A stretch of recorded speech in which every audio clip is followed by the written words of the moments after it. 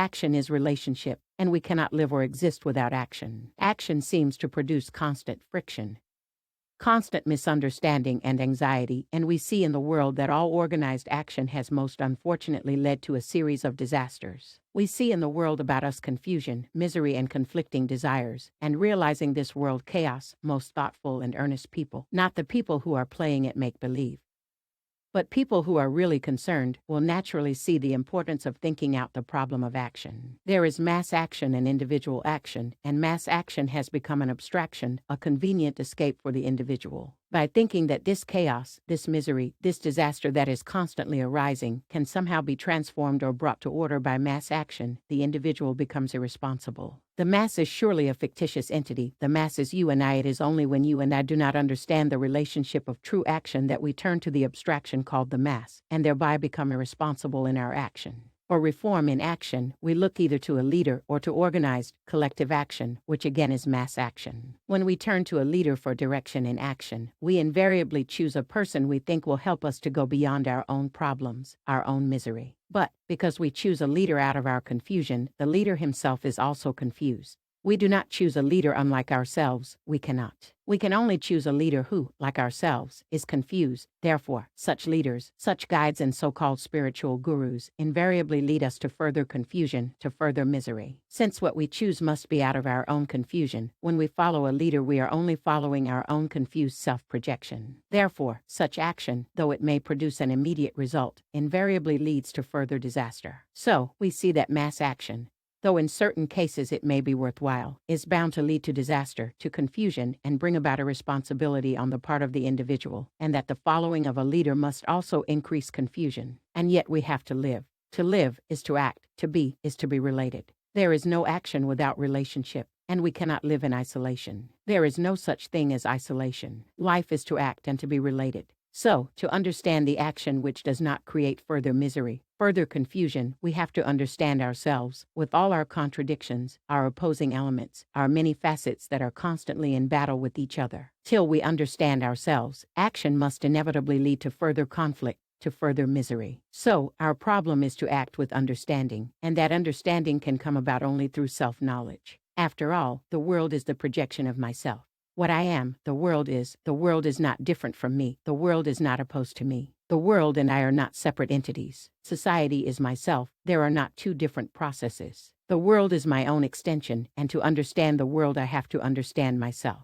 The individual is not in opposition to the mass, to society, because society is the individual. Society is the relationship between you and me and another. There is opposition between the individual and society only when the individual becomes irresponsible. So, our problem is considerable. There is an extraordinary crisis which faces every country, every person, every group. What relationship have we, you and I, to that crisis, and how shall we act? Where shall we begin so as to bring about a transformation? As I said, if we look to the mass, there is no way out, because the mass implies a leader, and the mass is always exploited by the politician, the priest, and the expert. And since you and I make up the mass, we have to assume the responsibility for our own action. That is, we have to understand our own nature, we have to understand ourselves. To understand ourselves is not to withdraw from the world, because to withdraw implies isolation, and we cannot live in isolation. So, we have to understand action in relationship, and that understanding depends on awareness of our own conflicting and contradictory nature. I think it is foolish to conceive of a state in which there is peace and to which we can look.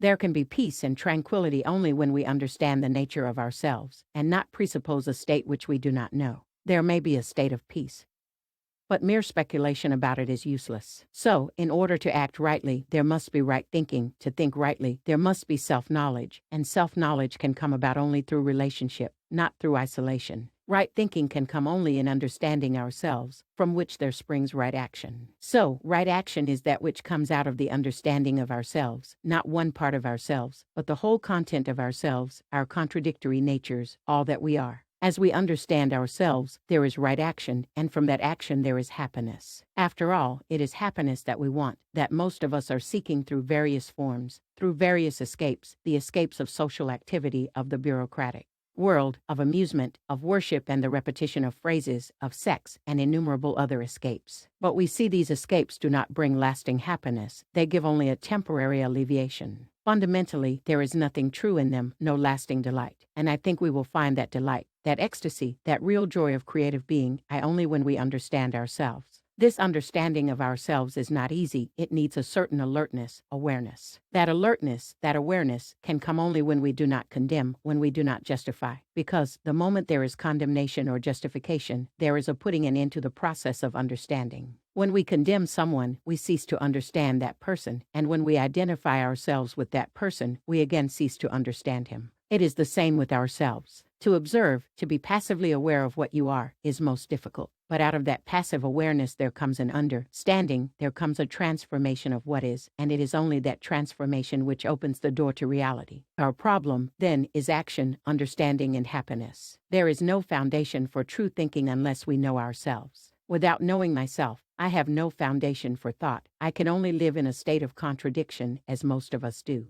To bring about a transformation in the world, which is the world of my relationship, I must begin with myself. You may say, to bring about transformation in the world that way will take an infinitely long time. If we are seeking immediate results, naturally we will think it takes too long. The immediate results are promised by the politicians, but I am afraid for the man seeking truth there is no immediate result. It is truth that transforms, not the immediate action. It is only the discovery of truth by each one that will bring about happiness and peace in the world. To live in the world and yet not be of the world is our problem, and it is a problem of earnest pursuit, because we cannot withdraw, we cannot renounce, but we have to understand ourselves. The understanding of oneself is the beginning of wisdom. To understand oneself is to understand one's relationship with things, people, and ideas. Until we understand the full significance and meaning of our relationship with things, people, and ideas, action, which is relationship, will inevitably bring about conflict and strife. So, a man who is really earnest must begin with himself. He must be passively aware of all his thoughts, feelings, and actions. Again, this is not a matter of time. There is no end to self-knowledge. Self-knowledge is only from moment to moment, and therefore there is a creative happiness from moment to moment.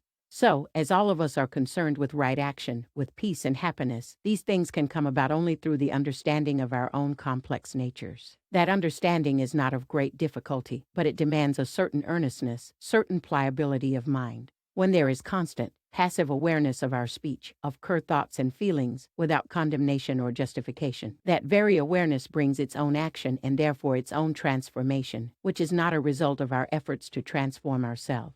But for that truth to be, there must be a quality of receptivity in which there is no demand, no fear, no desire, and that can come into being only when there is passive awareness. We will discuss all these things during the next few weeks, but now I will answer some questions. To have the right answer, there must be a right question. Anybody can put a question, but to find the answer to a question, we must study the problem itself and not the answer, because the answer is contained in the problem. There is an art in looking into a problem and understanding it. So, when I deal with your questions, please do not wait for an answer, because you and I are going to think out the problem together and find the answer in the problem. But if you merely wait for an answer, I am afraid you will be disappointed.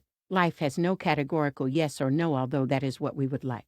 Life is more complex than that, more subtle. So, to find the answer we must study the problem, which means we must have the patience and intelligence to go into it.